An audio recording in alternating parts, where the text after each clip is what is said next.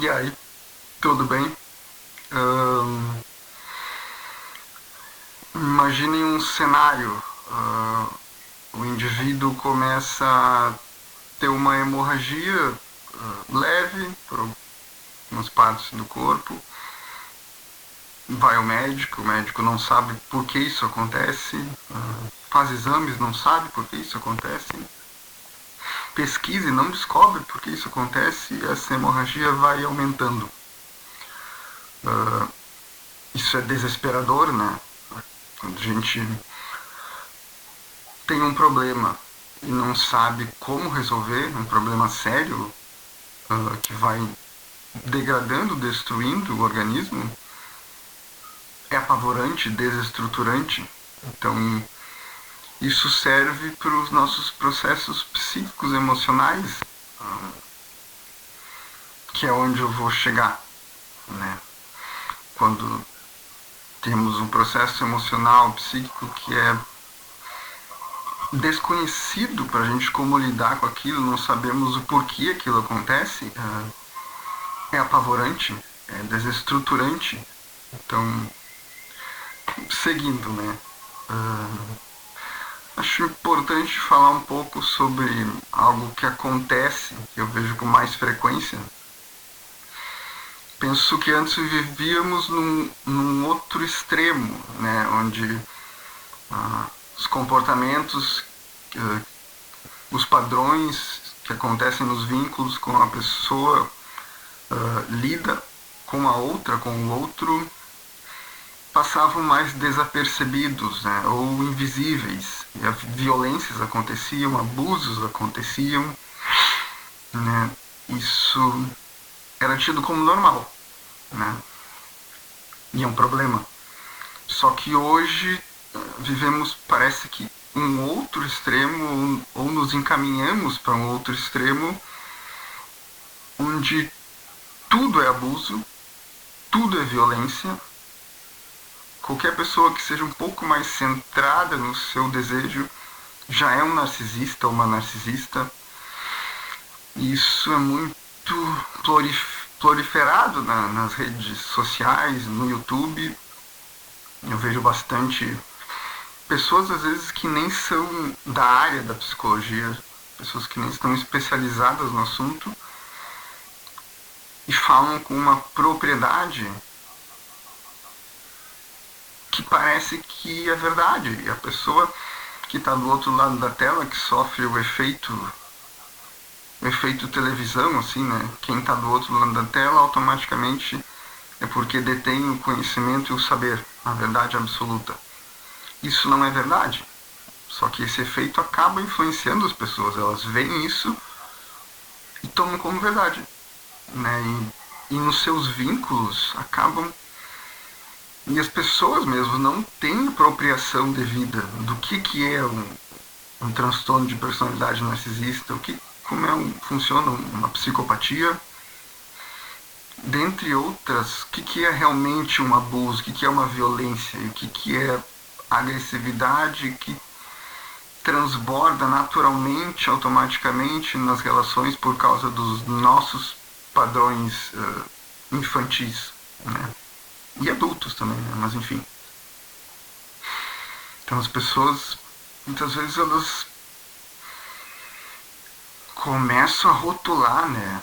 Seja no parceiro, seja em alguém da família, seja algum colega de trabalho, amigo, amiga, começam a pensar, né, esses comportamentos e padrões do outro e já rotulam como algo patológico e grave. E muitas vezes as pessoas podem acabar, romper esse vínculo de uma hora para outra de maneira abrupta, sem se dar conta o quão destrutivo isso é para o outro e futuramente para ela própria, né? Como isso pode acabar trazendo prejuízos, no mínimo prejuízos severos para esse outro que sofre esse processo de ser rotulado e ser excluído de uma hora para outra do vínculo, né? E porque futuramente, como isso é uma projeção, isso tá com a pessoa, futuramente ela mesma vai repetir isso, ou vai sofrer as consequências dessa própria destrutividade. Né?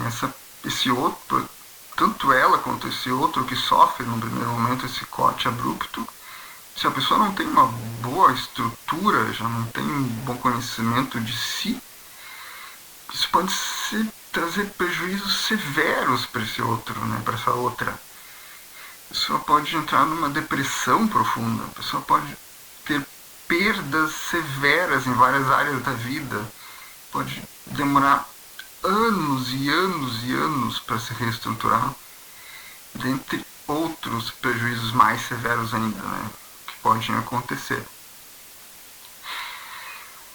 Então, antes de ter um cuidado, né, antes de pesquisar mais a fundo, ler, conversar com profissionais da área para ter certeza se aquilo realmente é o que o coach disse no YouTube, né? Provavelmente existam coaches bem especializados no assunto, mas a gente vê muitos que não são, né? Isso é um problema. Mas isso tem a ver com vínculo, né? Vínculo é a vida, né? Vínculo é a vida. Se a gente for pensar num sentido mais psicanalítico, imediatamente voltamos para como os vínculos iniciais, desde quando éramos bebê, o funcionamento com a mãe, como esse padrão traz certos jeitos da gente desejar e existir, tanto positivos quanto negativos. Quando entra o pai, esses vínculos iniciais que são a base fundamental da estrutura psíquica e do ser humano na relação com o outro. Né? Mas se a gente pensar num sentido mais junguiano da coisa, o vínculo, ele não é só o vínculo com uma pessoa, né? Com outro indivíduo. O vínculo é com tudo à nossa volta, inclusive conosco, com nossos processos, né? Com nossa consciência, como percebo, né? Se a gente para um pouco no mundo, nessa correria, e olha ao nosso entorno, toda a vida é vincular. Né? Toda a vida é intra e interdependente. Né? As árvores dependem uma das outras para sobreviver. Não é à toa que onde tem uma árvore tem várias, e onde tem árvores tem insetos que dependem dessa árvore, onde tem outros animais que dependem desses insetos, onde tem desde o microcosmos até o macrocosmos, né? Tudo é vincular, tudo funciona de uma maneira vinculada, vincular, no verbo, né? O verbo que é a ação, verbo vincular. Então, hoje em dia, com esse neoliberalismo, né, que produz uma certa alienação de si e da natureza e de como a vida funciona, que vende essa promessa de que o sujeito pode ser totalmente independente, não depender de ninguém e ser bem sucedido. Isso produz muito sofrimento, alienação de si, da vida, né? Então não há necessidade muito. É difícil parar, né? Alguns processos que vão acontecendo automaticamente, a correria do dia a dia que é imposta, mas se em breves momentos paramos, percebemos que o vínculo é a base de existir, não só do ser humano. Né? Então por isso que eu trouxe esse tema, essa questão do vínculo, né? Como isso acontece? Como esses vínculos surgem? Como esses vínculos vão se construindo? O quanto podemos criar nós mesmos novas maneiras de nos vincularmos, o quanto vamos reproduzir aquilo que aprendemos com o pai, com a mãe, seja com quem cuidou nessa fase inicial tão importante. Esses modelos, esse modo que fica guardado no nosso inconsciente, né? Então, inevitavelmente nós vamos reproduzir isso nas relações depois com outros sem nos darmos conta, né? Esses padrões que começaram a se estruturar e se criar lá desde antes mesmo de nascermos, dá para dizer, porque o pai e a mãe, eles já vão construindo psicicamente esse filho, né? Já vão criando um molde para esse filho. Então esse filho já começa a nascer antes mesmo de existir, né? Então, quando começamos a pensar no bebê, no útero, e toda a influência que leva da mãe, do meio, do pai, se tem pai, se não tem, se a mãe tem problemas severos naquele momento, passando na vida, como isso influencia,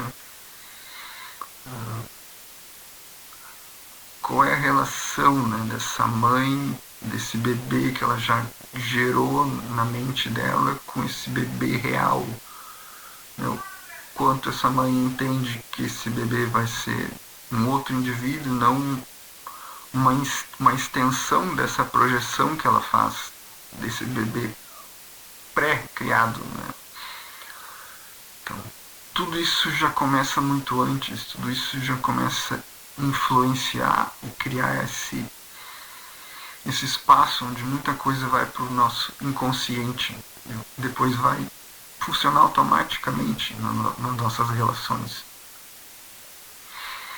Então, enfim, para não ficar muito extenso o vídeo também, a partir daí, no próximo eu vou pensar mais, elaborar mais, falar mais sobre como o que acontece, né, a partir daí, como é essa relação desse bebê com os pais, cuidadores, pessoas em volta e o seu meio, como isso vai modulando, estabilizando ou desestabilizando, né, esses vínculos iniciais e como podem ser os futuros vínculos, né? Então, obrigado. Até.